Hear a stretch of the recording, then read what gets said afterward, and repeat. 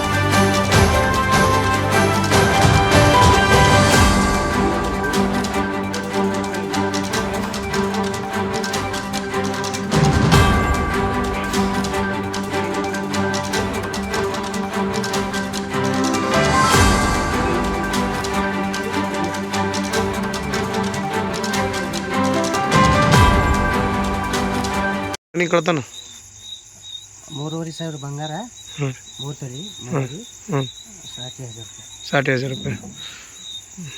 ಎಷ್ಟಕ್ಕಾಗ್ಯದ್ರಿ timing? ಏನು time ಏನು ನೋಡಿಲ್ಲ ನಾವು. ಇದಕ್ಕೆ ಬಂದಿದ್ದು ಮನೆ ಹೊಂದು. ಎಲ್ಲಿಗೆ ಹೋಗಿರಿ? ಹೊಲಕ್ಕೆ ಹೋಗಿ 10:30 ಹಂಗೆ ಆಗಿತ್ತು. ಇದನ್ನ ಬಿಡ್ಲಿಕ್ಕೆ 5:30 ಬಂದ್ವಿ. ಹೊಲ 5:30 ಬಂದು ನೋಡ್ರಿ. ನೋಡಿದ್ರೆ ಕೀಲಿ ಎಲ್ಲ ಮುರಿದಿತ್ತು. ಒಳಗೆ ನೋಡತ್ತಾಗ ಎಲ್ಲ ಹೋಗಿದ್ವಿ. ದಿನ ಹೊಲಕ್ಕೆ ಹೋಗ್ತೇವೆ ಕೀಲಿ ಹಾಕೊಂಡು. 60,000 ರೂಪಾಯಿನ ಕ್ಯಾಶ್ ಇಟ್ರೇನು? ಆಯ್ತಾರ ದಿನ ಆಕಳ ತರ್ಬೇಕಂತೇಳಿ ಹೋಗಿದ್ದೆ ಬಾಜಾರ್. ಎಲ್ಲಿಗ್ರಿ? ಸಿಕ್ಕಿಲ್ಲ. ಕಲ್ಯಾಣ ಬಾಜಾರ್ಗೆ ಹೋಗಿರ? ಸಿಗಲ್ ಬಟ್ಟಿಗೆ ಹಂಗೆ ತಂದು ಅಲ್ಲಿ ಸಂಬಂಧದಾಗ ಇಟ್ಟ. ಅವು ತಂದಿಲ್ಲ, ತಂದ್ರೆ ಉಳಿತೀವಿ. ಆ ಥರ ಉಳಿತಿತ್ತು. ತಮ್ಮ ಹೆಸರು? ಬಸವರಾಜ್ ಬಸವರಾಜ್ ಕ್ವಾಟಿ. ಕ್ವಾಟಿ.